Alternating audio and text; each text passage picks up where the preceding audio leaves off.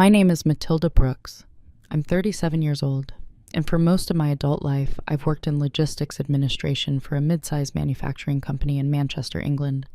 My job title isn't the kind of thing people remember when they introduce you to others. I'm not the manager, not the strategist, not the one giving presentations in glass conference rooms. I'm the one who keeps the system working quietly in the background. If you've ever worked in an office like that, you probably know the type of person people assume I am. The dependable one. The one who stays late when shipments need reconciling. The one who knows where the missing files are, which vendor called last Tuesday, and which delivery arrived 10 minutes early, even though the paperwork says otherwise. People tend to assume that someone like me is, simple. Not unintelligent exactly. Just uncomplicated, predictable. The kind of person who follows procedures, keeps their head down, and doesn't cause trouble. For years, that assumption worked in everyone else's favor. And honestly, for a long time, it worked in mine too. Because when people underestimate you, they stop watching you very carefully. The story I'm about to tell you didn't begin with a dramatic confrontation or some sudden betrayal. It began with something far smaller, something almost ordinary. A departmental audit, a routine review of warehouse inventory and office supply orders. Those things happen every quarter where I work. Most people treat them like a minor inconvenience, but during that audit, one of my coworkers told the CEO that I had been stealing office supplies. Not borrowing, not misfiling, stealing. The accusation came during a department audit. What nobody expected was that the warehouse cameras had recorded the entire situation. Now, before you imagine shouting, revenge, or some explosive confrontation, this story doesn't unfold that way. Nothing about what happened next was loud. No one slammed a table. No one stormed out of a meeting. In fact, for a while, most people didn't even realize that anything significant had changed. Because the truth is, what happened that week wasn't really about office supplies. It was about perception. About the quiet assumptions people build around you over time. And what happens when those assumptions suddenly stop being true? I'm not telling this story to embarrass anyone or to settle old scores. The people involved are still living their lives, just like I am. Some of them probably remember the situation very differently from me. But what happened taught me something about silence, patience, and the strange power of simply letting the truth appear at the right moment. And sometimes, I still wonder about it. So before we begin, let me ask you something. Have you ever been in a situation where people believe something about you that simply wasn't true, and you had to decide whether correcting them was worth the cost? In the warehouse office, people tended to describe me in practical terms. Matilda knows where everything is. Ask Matilda, she'll have the paperwork. Matilda's good with the system. None of those statements was wrong, but none of them were really about me either. They were about usefulness. For 9 years, I had worked in the logistics department of our company. The warehouse itself was a large gray building just outside the city, where trucks came and went from early morning until late evening. Pallets of components moved through the loading docks like quiet tides. Inside the small administrative office, there were 4 of us. 3 desks faced the windows overlooking the loading bays. 1 desk, mine, sat closer to the filing cabinets and the supply cupboard. That positioning had happened accidentally years earlier, when the department had rearranged the room. But over time, it had quietly defined my role. If someone needed printer paper, they asked me. If the coffee machine ran out of filters, they asked me. If an order of packing tape arrived early, they asked me to log it. None of it was written in my job description. But people have a subtle way of assigning roles to one another, and eventually, those roles start to feel permanent. My coworkers weren't unkind people. That's important to say. There was Graham, who handled vendor contracts and liked to talk about football results during lunch. There was Sophie, who managed shipping schedules and always seemed to be rushing somewhere. And then there was Daniel. Daniel had joined the department about 18 months before the audit. Younger than the rest of us, ambitious, and very aware that the logistics team was often overlooked by upper management. He liked to say things like, "Someone in this department should start making themselves visible to leadership." When he said things like that, his eyes usually drifted toward the glass offices upstairs, the offices where directors worked, the offices where promotions were decided. I understood that kind of ambition. There's nothing wrong with it. But Daniel's way of pursuing it involved something subtle. He liked to solve problems publicly. If a shipment discrepancy appeared, he would walk directly into the manager's office with the solution already prepared. If an inventory report needed correcting, he'd send the email, copying 3 different supervisors. It created an impression: efficiency, initiative, leadership. What most people didn't notice was that many of those solutions started with information Daniel had quietly asked me for earlier in the day. "Matilda, do you have last quarter's tape usage numbers?" "Matilda, do you know when the new supply order came in?" "Matilda, can you check the inventory timestamps?" I never thought much about it. That was simply the rhythm of the office. Information flowed through my desk because I handled the records. And honestly, I didn't mind staying in the background. Visibility brings attention. Attention brings complications.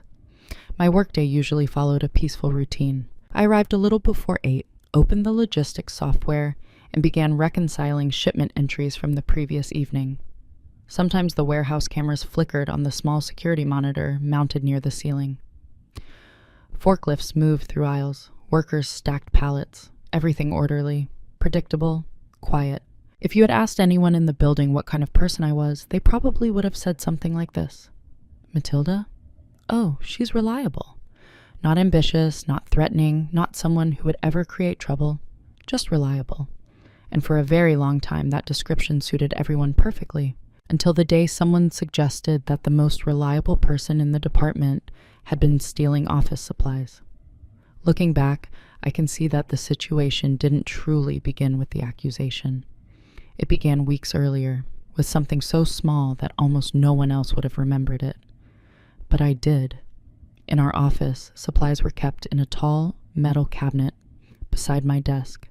Printer paper, envelopes, packaging labels, markers, shipping tape. Nothing expensive, nothing particularly valuable. Just the everyday materials that quietly keep an office running. Every month or so, I place an order through our internal purchasing system. The quantities were modest, carefully tracked against usage reports. After 9 years, I could almost estimate our supply needs without checking the system.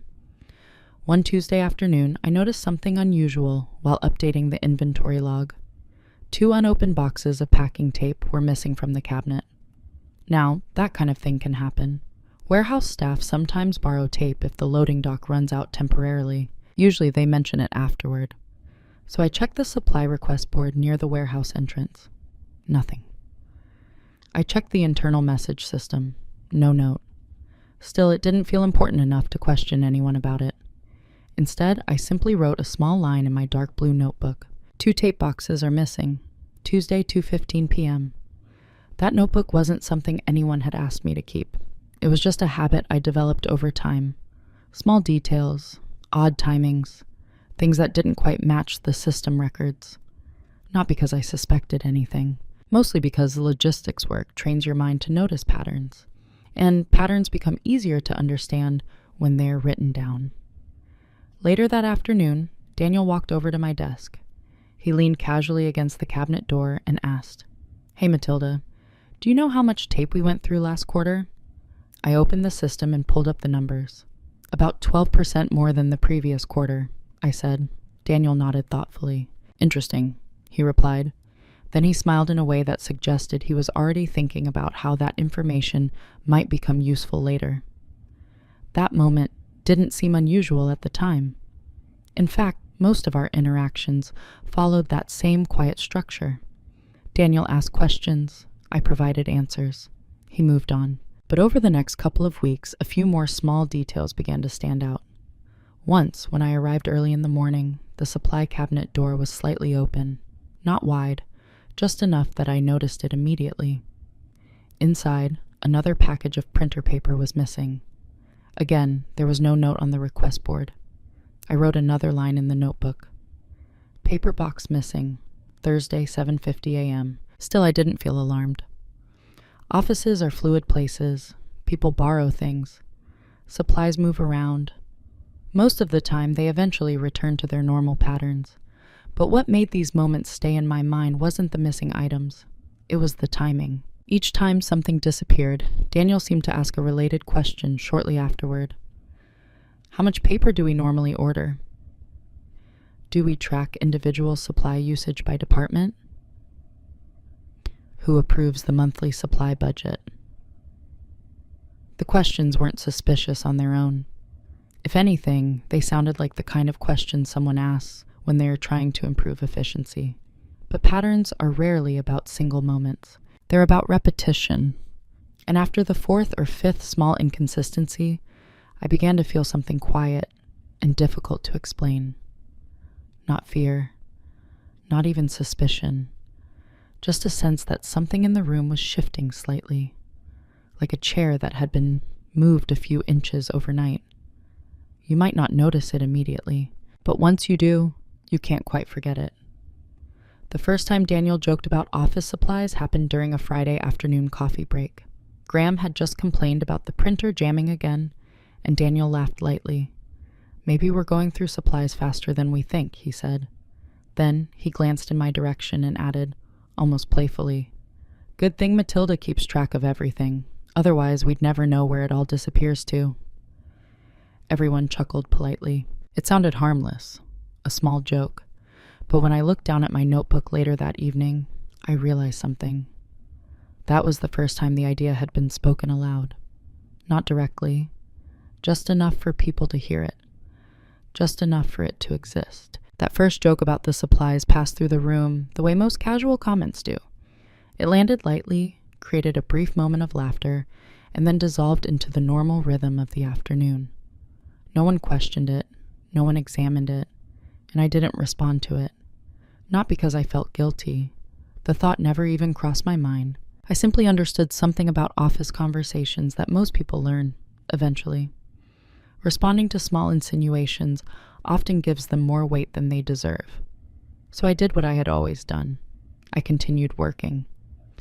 But something subtle had changed. Over the next few weeks, the comments appeared again, always in a tone that could easily be mistaken for humor. One afternoon, while Sophie was searching for a box of shipping labels, Daniel said, maybe Matilda has a secret stash somewhere. He smiled when he said it. The kind of smile that allowed the comment to live safely in the space between joke and suggestion. Sophie laughed lightly. Honestly, Matilda probably could run the entire supply chain from that cabinet, she said, nodding toward the tall metal doors beside my desk. Again, harmless, but repetition does something interesting to the human mind. When a comment appears once, it feels accidental. When it appears again, it becomes familiar.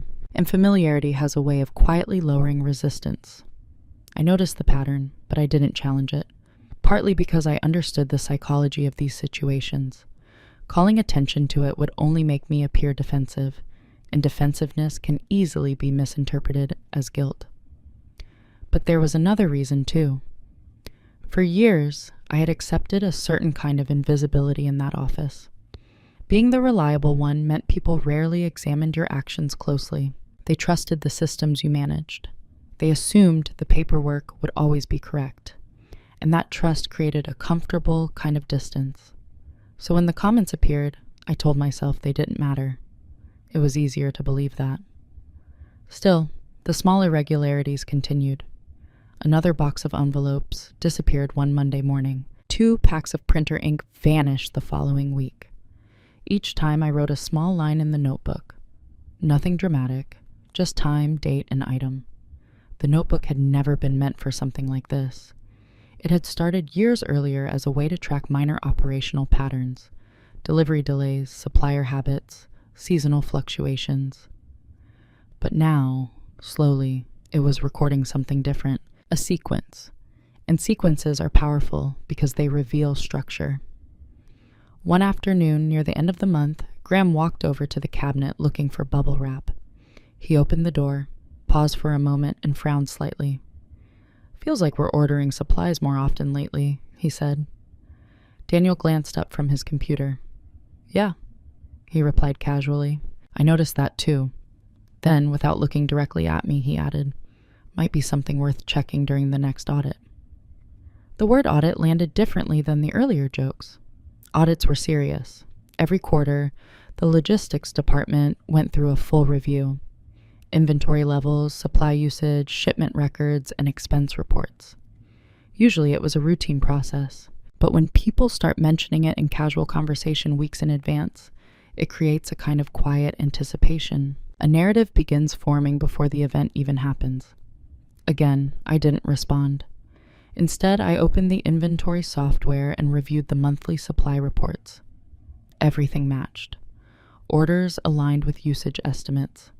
No unexplained discrepancies, at least not within the official system. But that evening, before leaving the office, I added another line to the notebook. Not about missing supplies, just a single observation. Daniel mentioned the audit during the conversation about supplies. I closed the notebook and slipped it into my bag. At the time, I still believed the situation would resolve itself. Most workplace tensions do. A comment fades, a misunderstanding clears. People move on.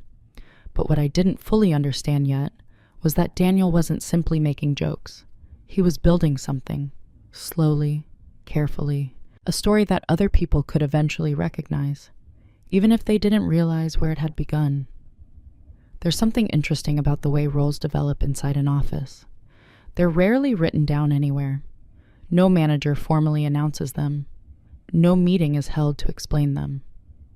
But over time, through hundreds of small interactions, people begin to occupy certain positions in the group's quiet hierarchy. Graham was the conversational one, the person who could walk into any room and immediately fill the silence with friendly commentary.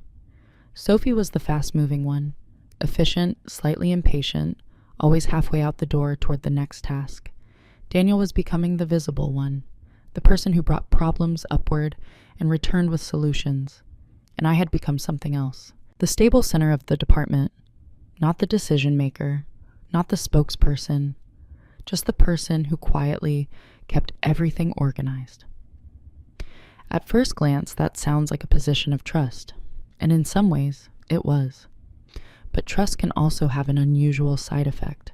It makes people comfortable assigning responsibility to you without examining it too closely. The supply cabinet beside my desk had slowly become part of that role. Years earlier, when the office had been rearranged, someone had said, "It makes sense for Matilda to sit near the supplies. She orders them anyway." That simple sentence had shaped everything that followed. If supplies were missing, people looked in my direction, not accusingly, just out of habit. If the printer ran out of paper, someone called across the room, "Matilda, do we have more?" Even visitors from other departments had learned the pattern.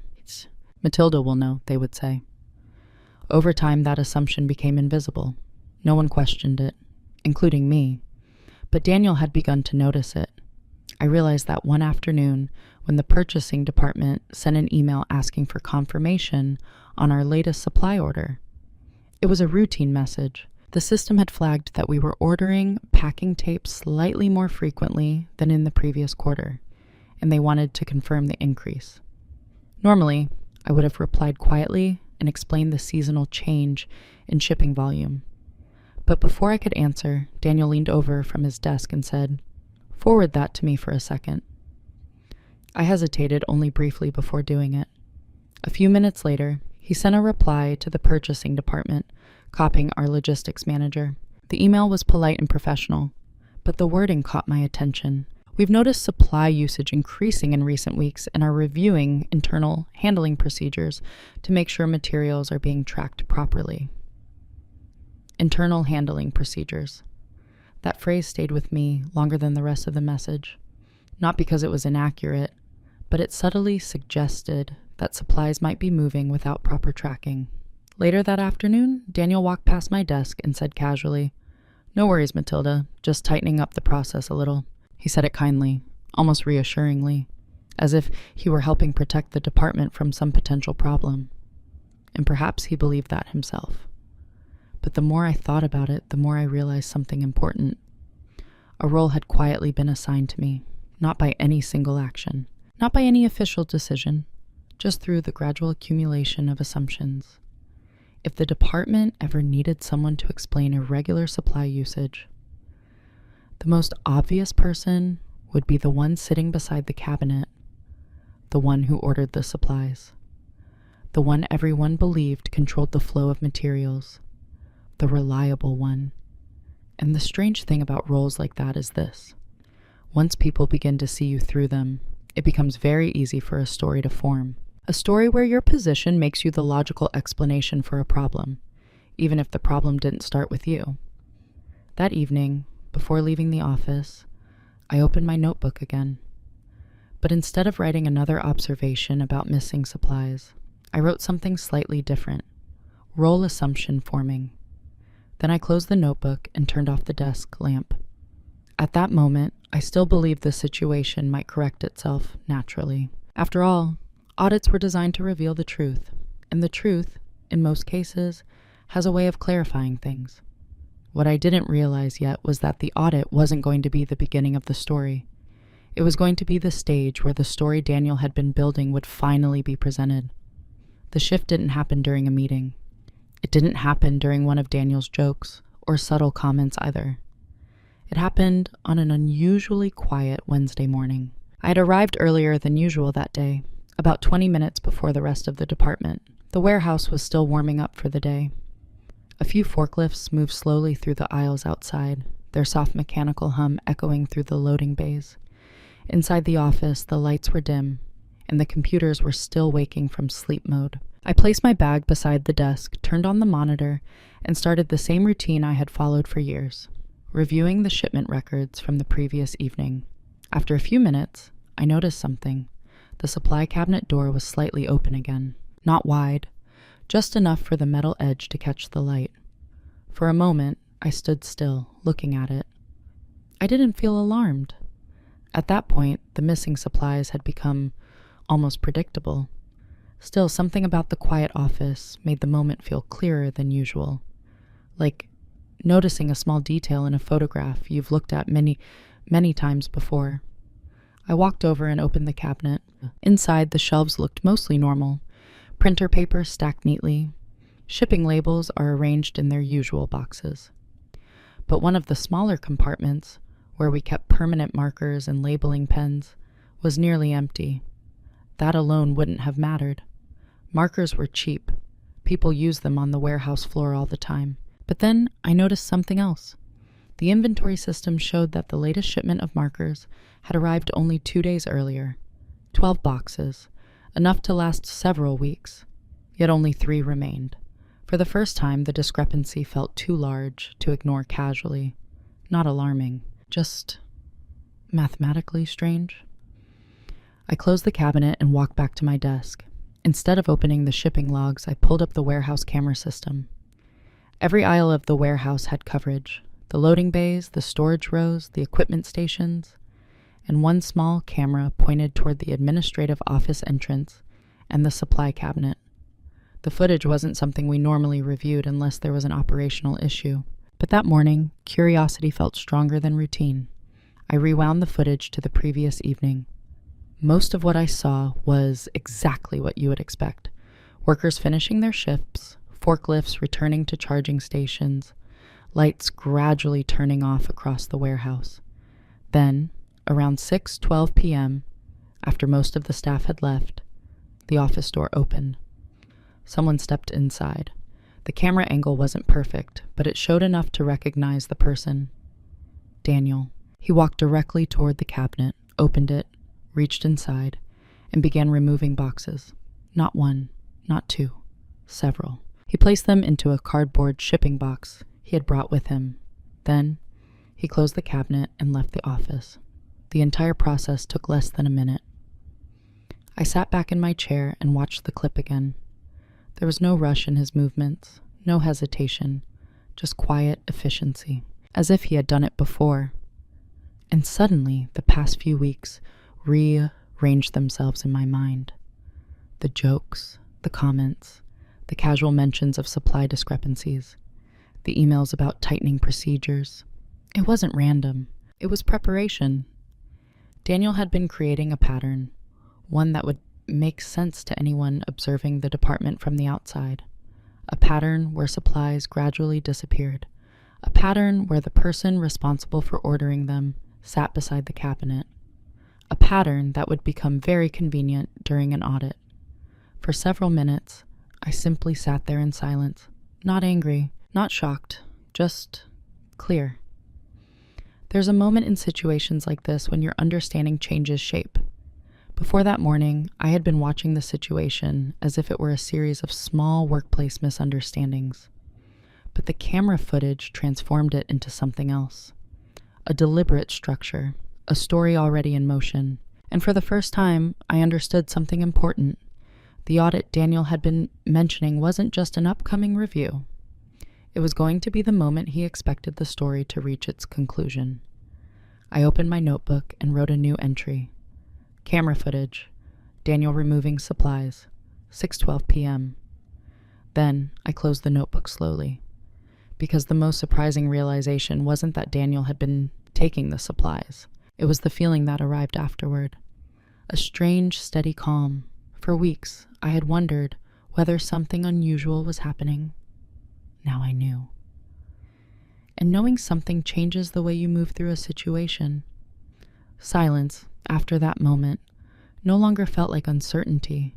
It felt like a choice. The morning after I saw the footage, nothing in the office looked different.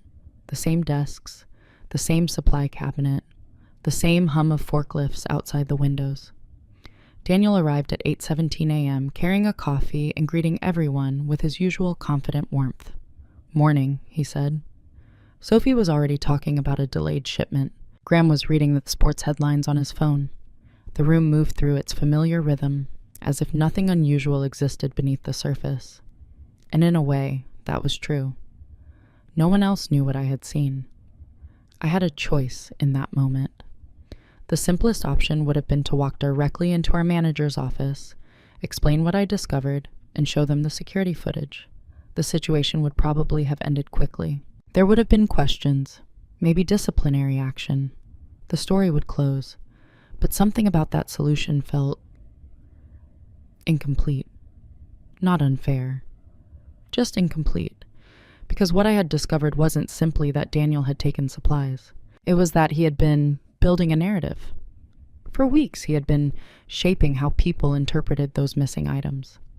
The jokes, the comments, the careful language in emails about tracking procedures. He had been preparing the environment, and environments have memory. Even if I exposed the footage immediately, the narrative he'd planted might still linger. People rarely abandon a story the moment it's challenged. Instead, they adjust it. Maybe Matilda misunderstood. Maybe Daniel borrowed supplies for a legitimate reason. Maybe it was all a small mix-up. The truth would exist, but it might not be undeniable. And that difference mattered to me more than I expected.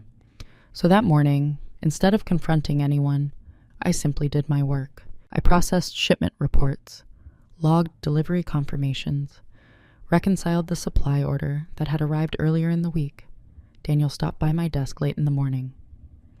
"Matilda," he said, leaning slightly against the cabinet. "Quick question. Do you know how many markers we ordered this month?" I looked up at him. For the first time since seeing the footage, our conversation felt different. Not tense, just clearer. 12 boxes, I replied calmly. He nodded. "Right, good to know." Then he smiled the same relaxed smile he always used. "Just making sure everything lines up before the audit." Audit.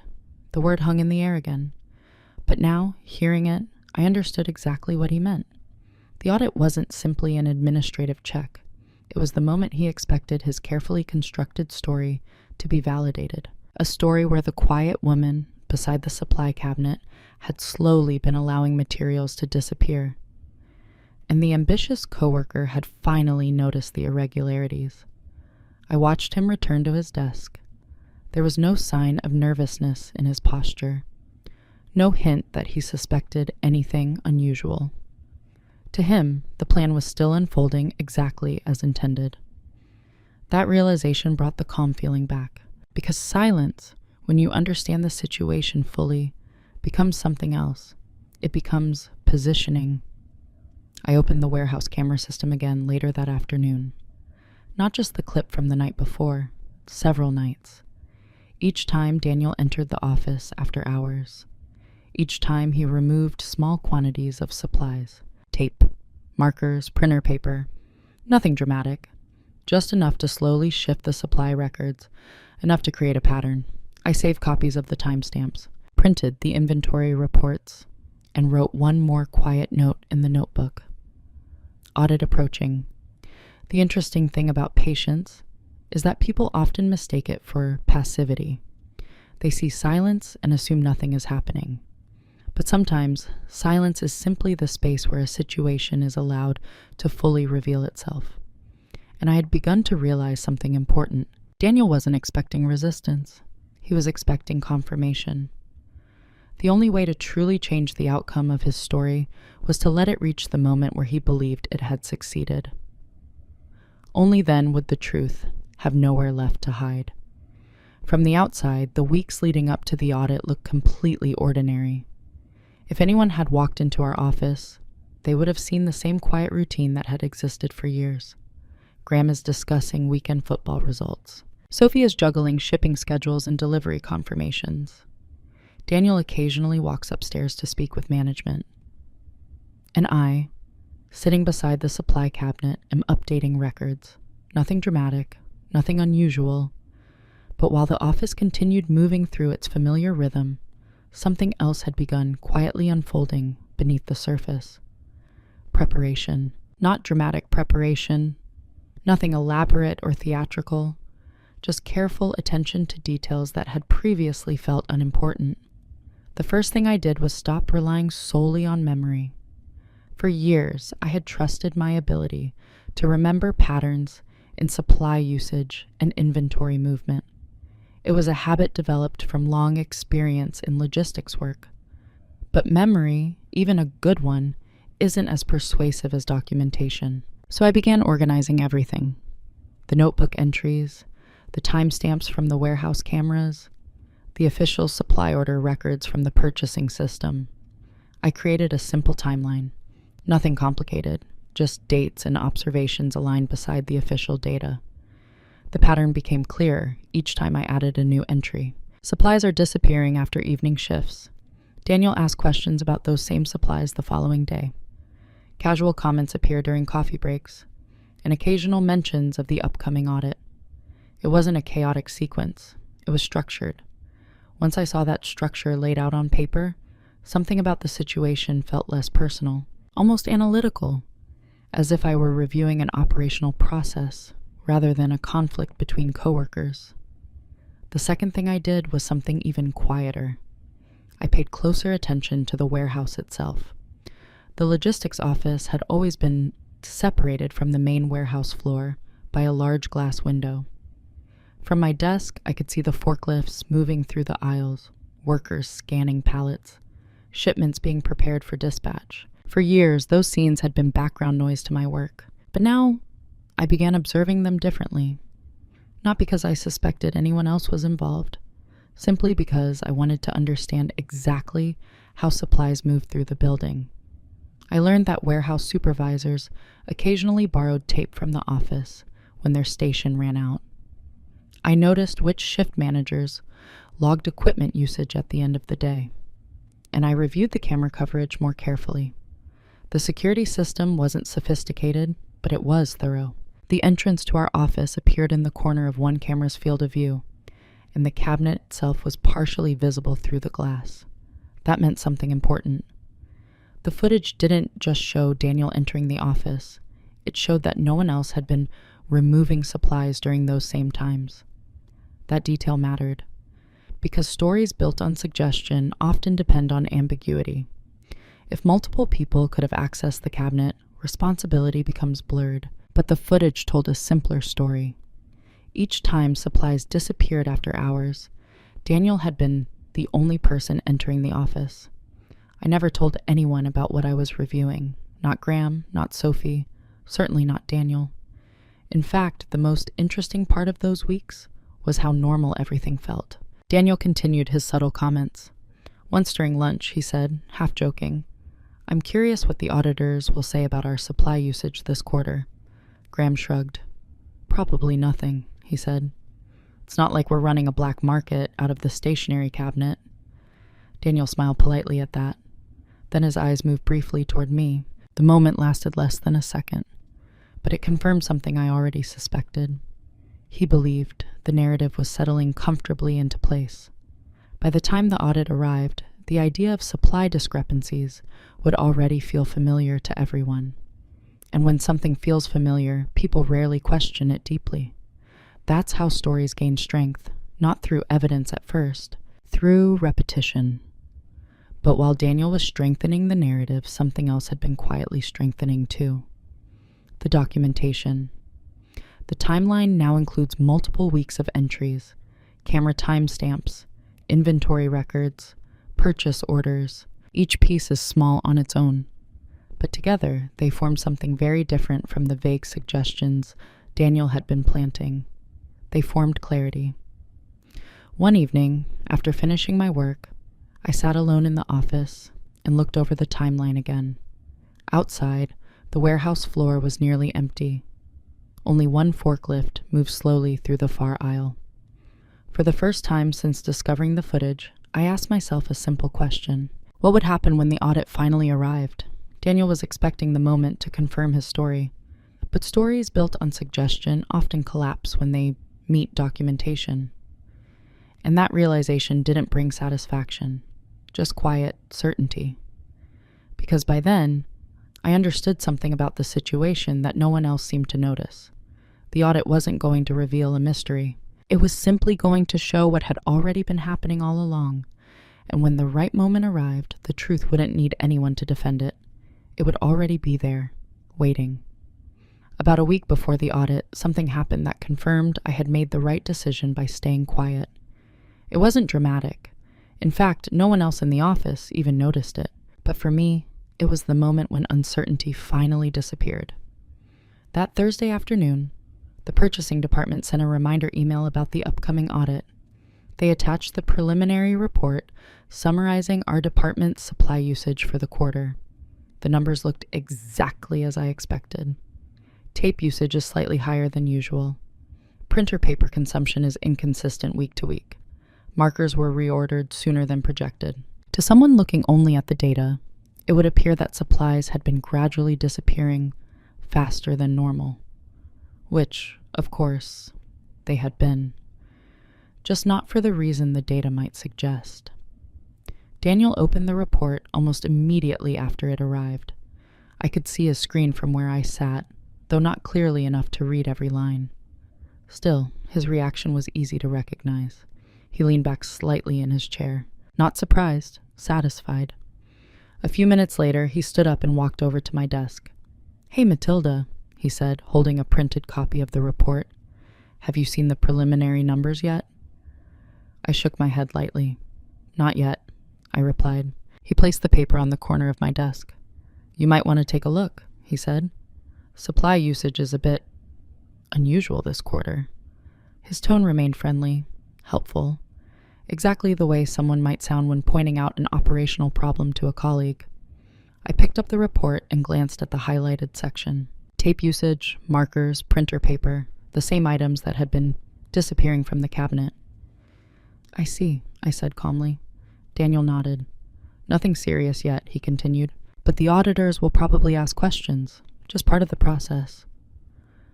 Part of the process. That phrase told me something important. He wasn't worried. In fact, he was confident enough to discuss the report openly with me, which meant he believed two things very strongly. First, that the numbers would support the narrative he had been quietly building, and second, that I had no way to contradict it. After he returned to his desk, I opened the warehouse camera system again, not because I needed to confirm what I had already seen, but because I wanted to check something else. The retention archive. Our security system automatically stores footage for several weeks before cycling it out of the system. I hadn't needed to save every clip immediately because the timeline was still relatively recent, but now the audit was approaching, and I wanted to make sure the footage was preserved, so I downloaded the relevant clips, Each one is labeled carefully. Date, time, camera ID. Daniel is entering the office after hours. Daniel is removing supplies. Daniel is leaving with boxes. The process took less than 15 minutes. When it was finished, I saved the files onto a small, company-issued external drive used for audit documentation. Nothing hidden, nothing secret, just organized. That moment felt strangely quiet. No dramatic realization, no sense of triumph, just the simple recognition that the situation had reached a point of clarity. Daniel believed the upcoming audit would expose a problem. What he didn't realize was that the audit was simply another form of documentation. And documentation tends to favor the person who has prepared it most carefully. Later that afternoon, Graham mentioned the audit casually while pouring coffee. "Hope they don't keep us here all day with questions," he said. Sophie shrugged. "They never do. It's usually just paperwork." Daniel looked up from his desk. "Still," he said thoughtfully, "sometimes those reviews uncover things no one noticed before." His voice carried the quiet confidence of someone expecting to be proven right. I watched the moment unfold without saying anything. Because the truth was, Daniel wasn't entirely wrong. The audit was going to uncover something, just not the thing he expected. That evening, before leaving the office, I looked once more at the timeline in my notebook. Weeks of observations, system records, camera timestamps, all aligned. For the first time since the situation began, I felt something that resembled closure. Not because the story was finished, but because it had reached a point where the outcome no longer depended on interpretation, only on presentation. And presentation, in situations like this, is simply a matter of timing. The audit would arrive soon. Daniel believed that moment would confirm everything he had suggested. What he didn't realize was that the moment he had been preparing for so carefully was about to reveal something very different. The audit was scheduled for the following Monday morning. In most departments, audits feel like brief interruptions. Someone from compliance reviewing documents, asking a few questions, confirming that systems match the reports. For us, it usually meant 2 hours of paperwork and polite conversation. But that weekend, the approaching audit carried a different kind of weight. Not tension, just inevitability. By Friday afternoon, Daniel's confidence had become slightly more visible. He wasn't saying anything openly accusatory, but his comments had grown a little more deliberate. While reviewing shipment logs, he said, "It'll be interesting to see if the auditors notice the supply numbers." Later, when Graham joked about the office using too much printer paper, Daniel responded with a quiet smile. Sometimes patterns show up once someone starts looking closely. Each remark was subtle, but the direction was clear. He believed the situation was already leaning in his favor, and in a way, it was. If the audit relied only on the supply usage data, the numbers would have supported exactly what he had been suggesting. Supplies are disappearing faster than expected. The person responsible for ordering them is sitting beside the cabinet, a narrative that practically explained itself, which meant that over the weekend I had one final decision to make. Not about the truth was already documented. The question was how that truth should appear. There were several options. I could send the footage and documentation to our manager before the audit even began. That would likely stop the situation immediately. The auditors would arrive to find the issue already resolved. But that approach would also quietly erase the structure Daniel had spent weeks building. His comments, his suggestions, the assumptions forming around the office. All of that would dissolve into a simple misunderstanding. Another option was to confront him privately, show him the footage, let him understand that I knew what he had been doing. Perhaps he would admit the situation and correct it himself before the audit, but that option carried a different risk. If Daniel realized the footage existed beforehand, he might try to reshape the story again, offer explanations, create new interpretations, and suddenly the situation would return to ambiguity, which left the third option: say nothing. Allow the audit to proceed exactly as Daniel expected. Allow the narrative he had built to reach its natural conclusion. and then present the documentation at the precise moment when the story he had constructed could no longer sustain itself. Not dramatically, not confrontationally, just clearly. The more I thought about it, the more that option felt appropriate, because the real issue wasn't the missing supplies. It was the story that had been forming around them. Stories have a strange power. Once people begin believing them, they can survive even weak evidence. But when a story collapses under its own assumptions, the truth becomes much harder to ignore. That evening, before leaving the office, Daniel stopped by my desk again. "Big day Monday," he said lightly. I looked up from my computer. "Yes," I replied. He nodded toward the cabinet beside me. "Good thing we'll finally get clarity on the supply numbers." For a brief moment, neither of us said anything. Then I simply nodded. "I'm sure we will." He smiled, satisfied with the answer, and walked back toward the parking lot. I stayed a few minutes longer after everyone else had left. The office was quiet again. The same quiet that had existed the morning I first opened the camera footage. I looked once more at the external drive containing the video files. The printed reports were stacked neatly beside it. Then I placed them into a simple folder labeled Audit Materials. Nothing secret, nothing hidden, just documentation waiting for the right question. When I finally turned off the desk lamp and stepped out of the office, I realized something about the situation that hadn't been obvious at the beginning. Daniel believed the audit would be the moment his story became official. What he didn't understand was that the same moment could also become the point where the story ended. And sometimes, the most powerful decision a person can make is simply choosing when the truth should appear. Monday morning arrived quietly. Audits rarely feel dramatic when they begin. 2 auditors from compliance arrived shortly after 9, carrying laptops and a thin stack of printed checklists. They greeted everyone politely, took seats at the small conference table beside the logistics office, and began reviewing the quarterly reports. The process was methodical.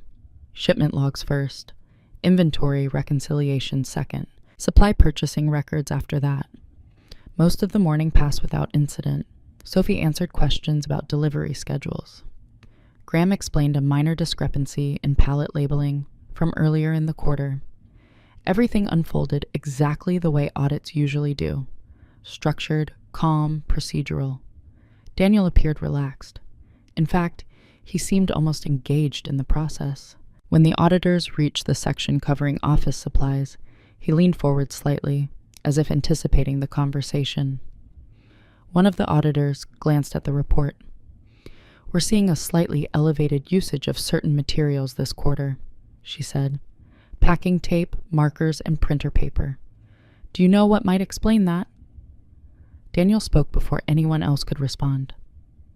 "We noticed that pattern as well," he said evenly. "We've been reviewing internal handling procedures to understand where the discrepancies might be occurring." His tone was careful, professional, helpful. It was the same tone he had used in emails and casual conversations during the previous weeks. The narrative was now stepping into the open. The auditor nodded thoughtfully. "Who normally manages the supply orders?" she asked. Daniel's eyes moved gently in my direction. "Matilda handles most of that," he said. There was no accusation in his voice, just a quiet suggestion. Exactly the kind that allows people to draw their own conclusions. The auditor turned toward me. "Would you mind walking us through the ordering process?" I nodded. "Of course." I stood, walked to my desk, and picked up the folder labeled Audit Materials. Inside were the printed inventory reports, the supply order records, and the external drive containing the warehouse camera footage. Nothing about the moment felt dramatic, just another step in the audit process. But as I walked back to the conference table, I understood something Daniel hadn't realized yet. For weeks, he had been guiding the story toward this exact conversation. What he didn't know was that the next few minutes were about to show the entire situation from a different angle. And once that angle appeared, the story he had been building would quietly stop making sense. The conference table was small enough that everyone could see the documents clearly once I placed the folder down. The auditors, expected numbers, reports, an explanation of supply ordering procedures. And at first, that's exactly what I gave them. I opened the inventory report and walked through the standard process. We place supply orders through the internal purchasing system, I explained calmly. Quantities are based on average usage from previous quarters, adjusted for seasonal shipping volume. One of the auditors nodded while typing notes. And the supplies are stored in the cabinet beside your desk? She asked. Yes, I said. Who has access to that cabinet? Anyone in the department during work hours. That answer matched exactly what the system documentation already showed. On paper, the process looked simple, which was precisely why the supply numbers appeared unusual. The auditor tapped the highlighted section of the report. These items, she said, pointing to the list. Tape, markers, paper. Usage increased roughly 20% compared to last quarter. Daniel leaned forward slightly in his chair. We noticed that pattern as well, he said again. His tone remained steady, confident. He still believed the conversation was unfolding exactly as he had expected. I nodded once.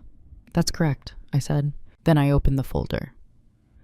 The numbers do show increased usage, I continued. But after reviewing the warehouse records, I realized the system reports didn't show the full picture. The auditors looked up from their screens. What do you mean? One of them asked. I slid a printed timeline across the table. A simple page, dates on the left, notes on the right. Over the past several weeks, I explained, I began noticing that supplies were being removed after standard working hours. Graham looked up from his seat. After hours? He said quietly. Yes. I reached into the folder and placed the external drive on the table. The warehouse cameras cover the office entrance, I said, so I reviewed the footage to understand where the materials were going. The room became very still.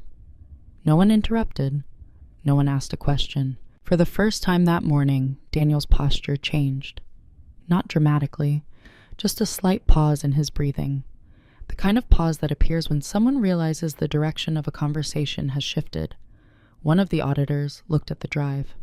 You have footage? She asked. Yes, I replied. I saved the relevant timestamps for the audit review. She nodded and connected the drive to her laptop. The first video opened quickly.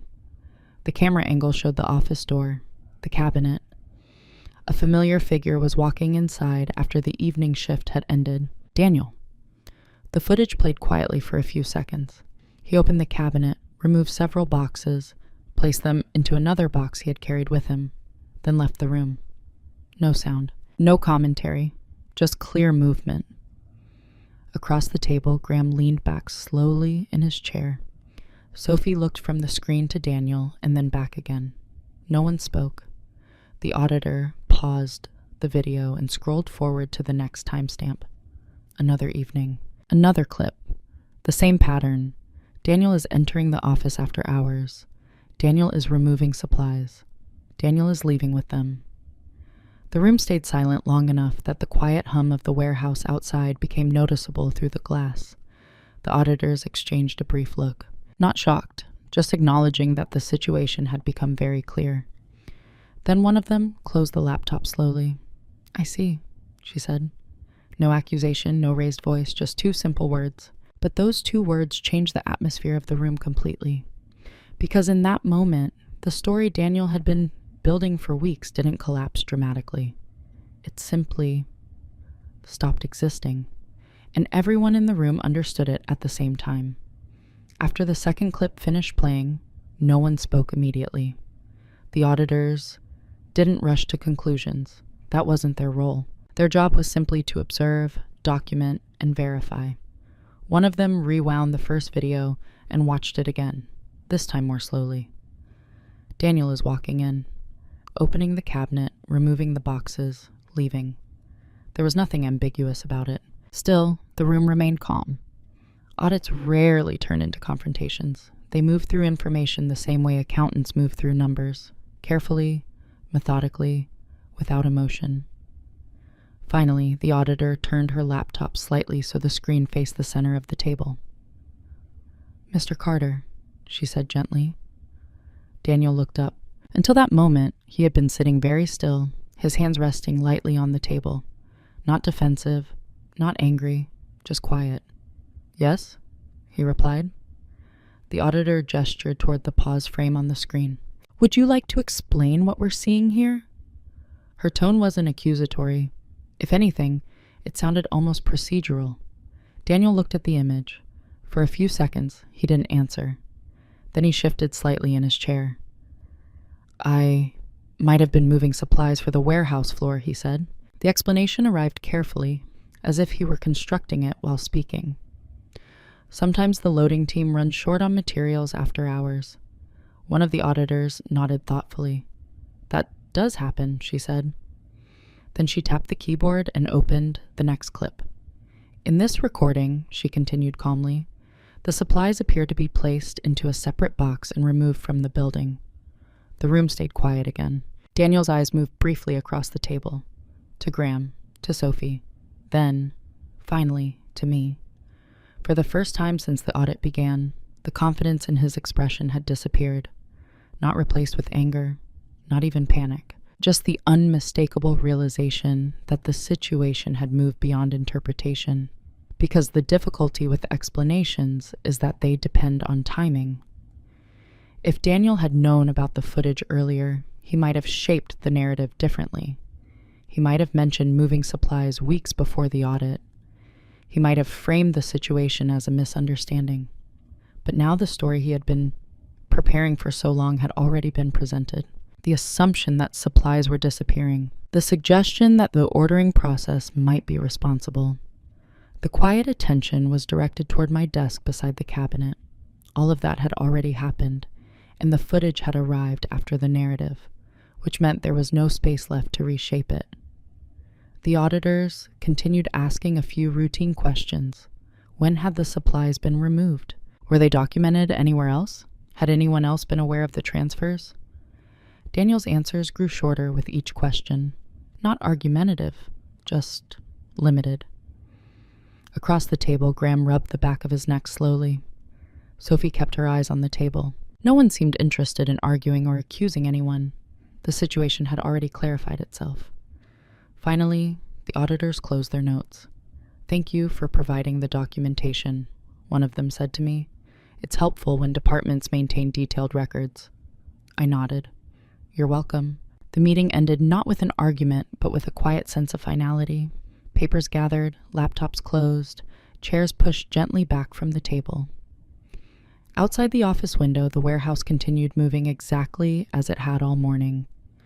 Forklifts gliding through the aisles, pallets shifting from one station to another. The building itself didn't react to what had just happened. But inside the room, everyone understood something simple. By the time the truth appeared, the story Daniel had been building was already complete, and because of that, there was nothing left for him to repair. The office felt unusually quiet after the auditors left. Not tense, just thoughtful. Graham returned slowly to his desk. Sophie opened her computer but didn't start typing right away. The normal rhythm of the room had paused, as if everyone was giving the situation a moment to settle. Daniel stayed seated at the conference table. For a while he didn't move. Then he stood and walked over to my desk. His steps weren't rushed. If anything, they seemed careful, like someone approaching a conversation that had already been decided. He stopped beside the cabinet. For a brief moment, neither of us spoke. Finally, he said quietly, "You knew." It wasn't a question, just an observation. I looked up from the documents I had been organizing. "Yes," I said. Another pause followed. Daniel nodded once, absorbing the answer. "When?" he asked. "A few weeks ago," I replied. His eyes moved briefly toward the warehouse window, where forklifts continued their slow patterns outside. "I see," he said. There was no anger in his voice, only the realization that the situation had unfolded in a way he hadn't anticipated. After a moment, he spoke again. "You could have said something earlier." The statement hung in the air between us, not accusatory, just reflective. I considered the question for a second before answering. "I thought it would be better for the audit to review everything," I said calmly. Daniel studied my face as if searching for something. Frustration, satisfaction, perhaps even resentment. But there wasn't much to find. The situation had already resolved itself. Eventually, he nodded again. "That makes sense," he said quietly. For another moment, neither of us spoke. Then he stepped away from the desk. As he walked back toward the exit, he paused near the doorway. Without turning around, he said one last thing. "I didn't expect you to notice." I closed the folder on my desk. "I usually notice patterns," I replied. Daniel gave a small, almost thoughtful nod. Then he left the room. The door closed softly behind him, and the office returned to its quiet rhythm. In the weeks after the audit, the office gradually returned to its normal routine. Logistics departments rarely stay focused on one event for very long. Deliveries still needed tracking, shipments still needed scheduling, and inventory still had to be reconciled every morning. Daniel didn't come back to the department after that week. Management handled the situation quietly. There were no announcements, no dramatic meetings explaining what had happened. In most companies, things like that are resolved privately. Graham eventually stopped bringing it up. Sophie asked me once if I had known something was wrong earlier. When I said yes, she just nodded slowly and said, "That must have been strange to watch." It had been, but not in the way people usually imagine. What stayed with me wasn't the accusation or even the moment the footage played during the audit. It was the realization that being underestimated had given me something I hadn't fully appreciated before. Perspective. When people assume you're invisible, they stop performing around you. They show their intentions more clearly than they realize. For years, I thought reliability meant staying quiet and keeping things running smoothly. Now I understand it a little differently. Reliability isn't about being invisible. It's about being steady enough that the truth eventually has somewhere solid to land. And in the end, that turned out to be enough. When people hear this story, they sometimes ask me why I didn't confront Daniel the moment I saw the footage. It's a reasonable question. Stopping the situation earlier would have been faster, simpler. But I've learned something about situations where reputation and assumptions are involved. Correcting a story too early can sometimes make people defend it. But letting the full picture appear at the right moment often speaks much louder than arguments. In the end, there was no shouting, no revenge, just documentation, patience, and a quiet meeting where the truth showed itself. And that experience changed the way I see workplace conflicts. Sometimes the strongest response isn't the fastest one. Sometimes it's simply staying calm long enough for the facts to speak for themselves. Because when someone builds a story around you that isn't true, you don't always need to fight the story directly. You just need to make sure the evidence exists when the story is tested. And eventually, every story gets tested. I'm curious about something, though. If you were in my position when you first discovered the footage, would you have spoken up immediately or waited for the moment when the truth could no longer be questioned?